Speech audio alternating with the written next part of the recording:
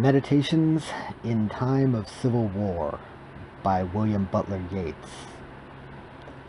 Recording by Dan Collins, Arlington, Massachusetts, on the 29th of June, 2022, 100 years and 1 day after the bombardment of the Four Courts.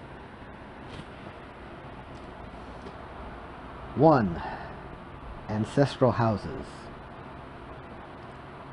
Surely among a rich man's flowering lawns, amid the rustle of his planted hills, life overflows without ambitious pains, and rains down life until the basin spills, and mounts more dizzy high the more it rains, as though to choose whatever shape it wills, and never stoop to a mechanical or servile shape at others' beck and call. Mere dreams, mere dreams. Yet Homer had not sung, had he not found it certain beyond dreams, that out of life's own self-delight had sprung the abounding glittering jet, though now it seems as if some marvelous empty seashell, flung out of the obscured dark of the rich streams, and not a fountain, were the symbol which shadows the inherited glory of the rich.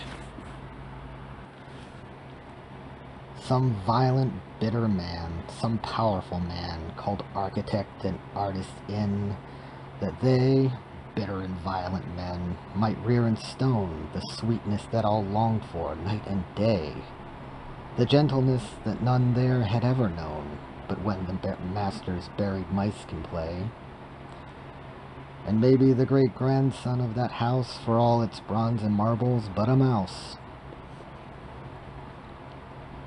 Oh, what if gardens where the peacock strays with delicate feet upon old terraces, or else all Juno from an urn displays before the indifferent garden deities? Oh, what if leveled lawns and gravelled ways where slippered contemplation finds his ease, and childhood a delight for every sense, but take our greatness with our violence?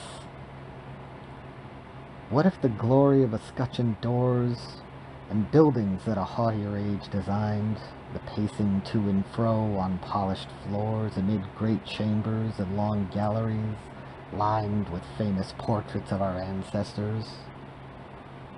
What if those things the greatest of mankind consider most to magnify or to bless, but take our greatness with our bitterness? 2. My house. An ancient bridge and a more ancient tower, a farmhouse that is sheltered by its wall, an acre of stony ground where the symbolic rose can break in flower, old ragged elms, old thorns innumerable, the sound of the rain or sound of every wind that blows, the stilted waterhead crossing the stream again, scared by the splashing of a dozen cows. A winding stair, a chamber arched with stone, a gray stone fireplace with an open hearth, a candle and a written page. Il Penseroso's Platonist toiled on in some like chamber, shadowing forth how the daimonic rage imagined everything. Benighted travelers from markets and from fairs have seen his midnight candle glimmering. 2 men have found it here.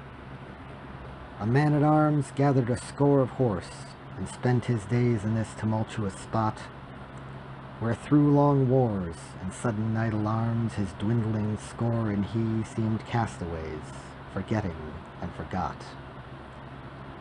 And I, that after me my bodily heirs may find, to exalt a lonely mind, befitting emblems of adversity.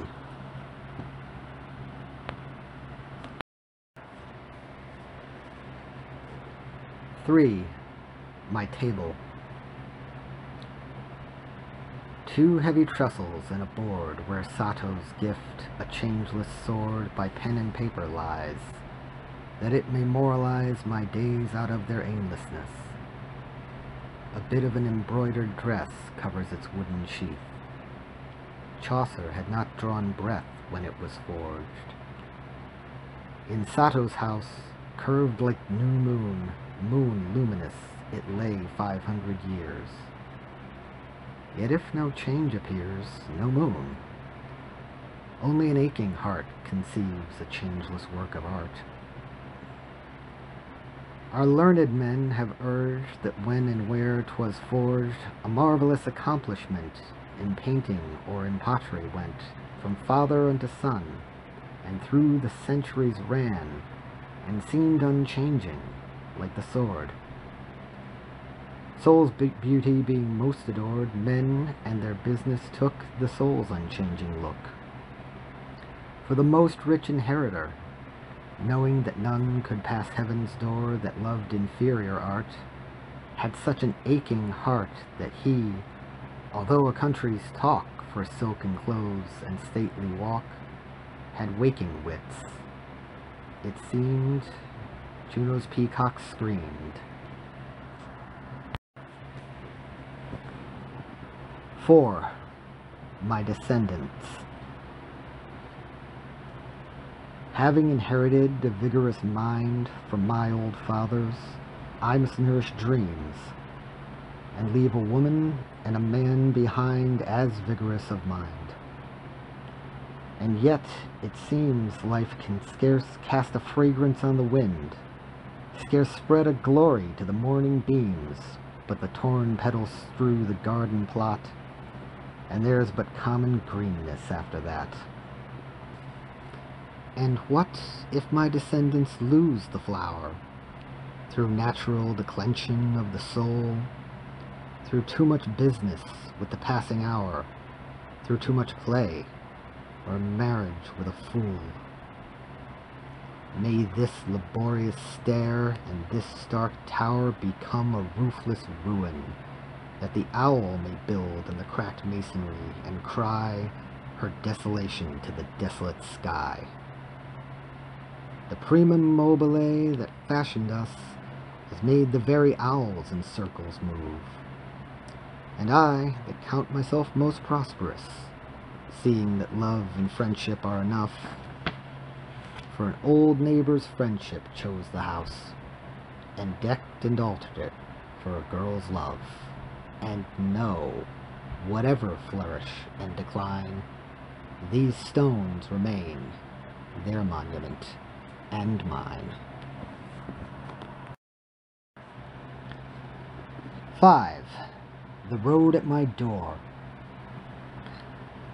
An affable irregular, a heavily built Falstaffian man comes cracking jokes of civil war, as though to die by gunshot were the finest play under the sun. A brown lieutenant and his men, half dressed in national uniform, stand at my door, and I complain of the foul weather, hail and rain, a pear tree broken by the storm. I count those feathered balls of soot the moorhen guides upon the stream, to silence the envy in my thought, and turn towards my chamber, caught in the cold snows of a dream.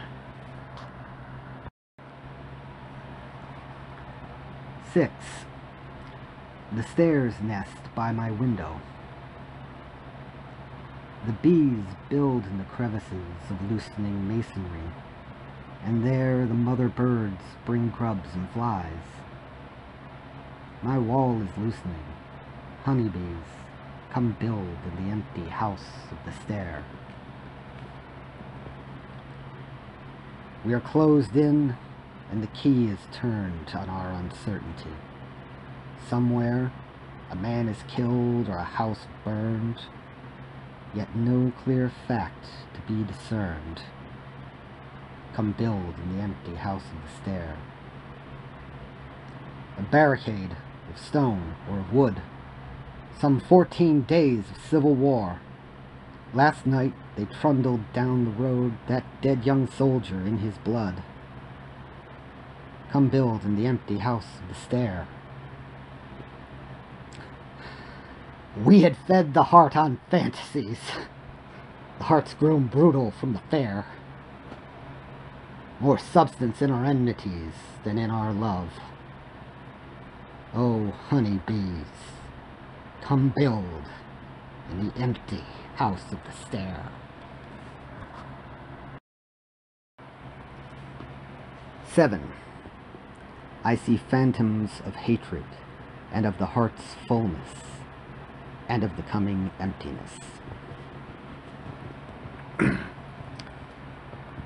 I climb to the tower top, and lean upon broken stone.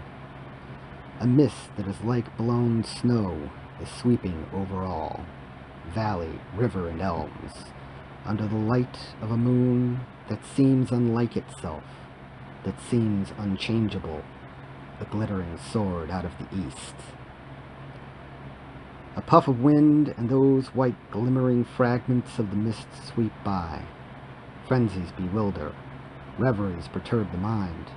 Monstrous familiar images swim to the mind's eye. Vengeance upon the murderers, the cry goes up. Vengeance for Jacques Molay. In cloud-pale rags or in lace, the rage-driven, rage-tormented, and rage-hungry trooper belaboring trooper, biting at arm or at face, plunges towards nothing, arms and fingers spreading wide for the embrace of nothing. And I, my wits astray because of all that senseless tumult, all but cried for vengeance on the murderers of Jacques Molay. Their legs long, delicate, and slender, aquamarine their eyes, magical unicorns bear ladies on their backs. The ladies close their musing eyes. No prophecies remembered out of Babylonian almanacs have closed the ladies' eyes. Their minds are but a pool where even longing drowns under its own excess. Nothing but stillness can remain where hearts are full of their own sweetness, bodies of their loveliness. The cloud-pale unicorns, the eyes of aquamarine, the quivering, half-closed eyelids, the rags of cloud or of lace, or eyes that rage has brightened, arms it has made lean, give place to an indifferent multitude, give place to brazen hawks. Nor self-delighting reverie, nor hate of what's to come, nor pity for what's gone, nothing but grip of claw, and the eyes' complacency, the innumerable clanging wings that have put out the moon.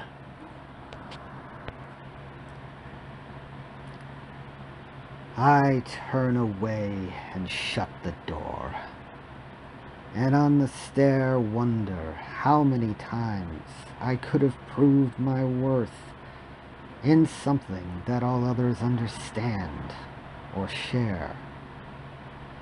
But oh, ambitious heart, had such a proof drawn forth the company of friends, a conscience set at ease, it had but made us pine the more.